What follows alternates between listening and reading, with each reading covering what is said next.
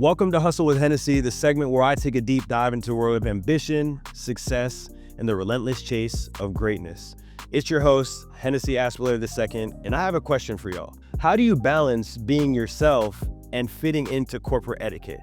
I've spent a ton of time in my career figuring out the balance, and today I'm going to share my experience, some insights, and some tips that you guys are going to be able to take away and be able to hopefully find that nice balance between the two.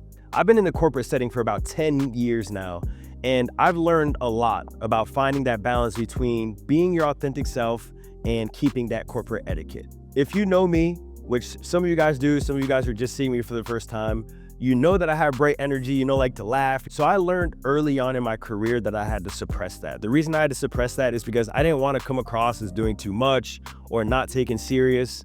So I spent a lot of time just suppressing the real me in a lot of settings, and all that does is just make it so tiring mentally for you to have to constantly show yourself in a certain way in this light, and then this light kind of have to suppress and dim that down. This got incredibly draining, constantly just trying to suppress and hide who I really was, to the point where I just got used to it. Sad to say enough, I got used to showing a version of myself in the office that wasn't actually me. There were also times when I was trying to balance that corporate etiquette and being my authentic self, when I would be pulled into some really awkward situations, awkward conversations around topics that were pretty sensitive, like race, religion.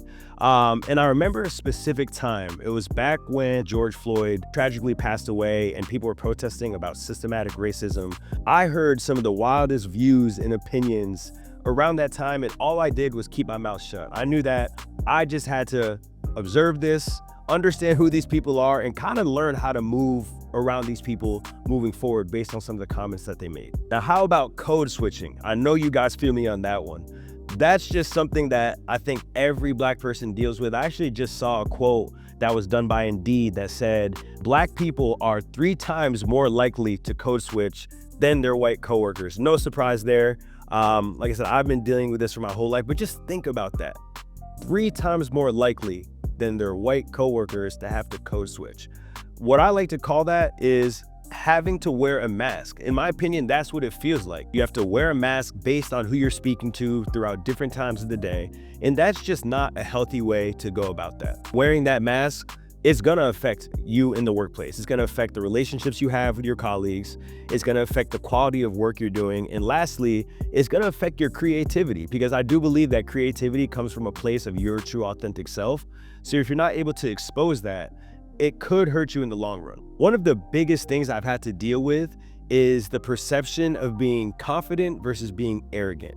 I'm not gonna lie to you, when I first started hitting those licks, getting those sales, seeing my name on the leaderboard, I started to carry a different type of confidence with me. I started exuding my confidence in the room just because I felt like I had earned that. And I remember after my first couple sales, my first couple months of consistently performing, some of the things that people were saying, like, hey, Mr. Big Shot, or it must be nice, or really just envious comments that people were blatantly making towards me. I'll never forget how people started acting towards me when I started seeing success. It's almost like they wanted me to struggle still, or they didn't like seeing my success. Now, most people, that would have made them try to tone it down. For me, I felt confident in the work that I was putting in. I felt confident in the work that I was doing.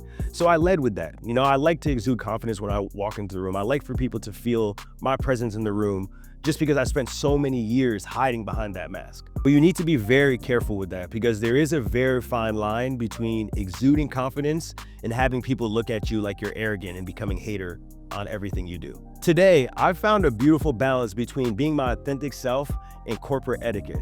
Remember earlier when I was talking about having a mask, feeling like you're wearing a mask? One of the best things that I figured out to do was taking that mask off and having those mask off moments, so to speak. Shout out to Future on that. Those mask off moments were the times where I was able to show up as my true self, as the real Hennessy. What that did for me was, one, it showed my colleagues and leadership who I was. They liked who I was. Number 2, it gave me the ability to feel a little bit more comfort in some of these settings when I could take that mask off and do what I had to do. And number 3, what I do for a living is solely based on my personality, who I am, people trusting me. And majority of the business that I conduct, it's solely what I make these people feel that makes them want to spend with me or work with me. So Those mask off moments, if I didn't take those, I probably wouldn't be in front of the camera right now talking to you guys and doing what I do for a living in New York. So definitely make sure you can have those mask off moments. Another thing is, I'm sure you guys have seen in movies, and if you're in the corporate landscape, you know exactly what I'm talking about. Majority of these jobs, they have like this attire or this dress code, and you know what I'm saying, right? The suit, the tie, the button-down shirt. For the women, the blouses, the skirts, the pencil skirts, whatever it might be. There is that image that we all know. I think I've done a really good job of finding a way to bring my culture into some of those professional outfits. It is so important for me to be the best dressed in that office, regardless of race. I'm a big believer in what Deion Sanders says. You look good, you feel good, you play good. And I really take that seriously. I think I'm the best dressed in the office, not just because I look in the mirror, but they be telling me that too. So I run with it. And lastly, don't expose too much of yourself. That's the worst thing you can do, is exposing too much of yourself. I'm gonna give you guys some tips on how not to do that. Number one, learn to set boundaries around how much personal information that you are sharing with these people. Yes, they're your colleagues. Yes, some of them are your work friends, but you still need to keep that fine line between how much you're letting them know about you versus who you are in the workplace. Next thing, I would say stay neutral when it comes to office politics. You would hate for you to take a side or speak your mind on some type of office politics that could potentially stunt your professional growth or have you sitting on the wrong side of the table or being involved in the wrong group. Just try to stay away from all that type of stuff. And lastly, manage your overall work persona. You want to be known for your skills, your accolades, your traits. You want to be known for things that can help you excel in the workplace, not necessarily for the outside things like your party life and anything around that. Try to just make it about work. Let your work speak, pretty much is what I'm trying to get at with that. If this is something that you've been struggling with, or you're not sure how to get through this, or you've done your research and you can't find exactly, help on this, I'm going to give you guys some tips and resources that have helped me that I think that you guys could start implementing today.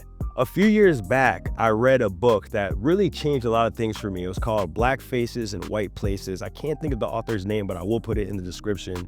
But pretty much what that book went over was how to navigate being your authentic self in the workplace and being able to perform at a high level while doing that. The author shares something called the 10 game-changing strategies. The strategies emphasize the importance of being your authentic self, resilience, and using your cultural roots to help you excel in the workplace. Highly recommend this book. It's called Black Faces and White Places. And I'm gonna leave you guys with this note. Remember, balancing corporate etiquette and being your authentic self, it's not an easy thing. It's definitely not, but it's definitely attainable, and you could do it if you do it the right way. It's really about finding that balance, knowing when to stand firm in who you are, and also knowing when to adapt and pivot just to make sure that you're presenting yourself in the best way that you possibly can. Thank you guys for tuning in to Hustle with Hennessy. Make sure you guys like this video, subscribe to the channel, and I'm looking forward to talking to you guys again soon and giving you guys some tips and insights.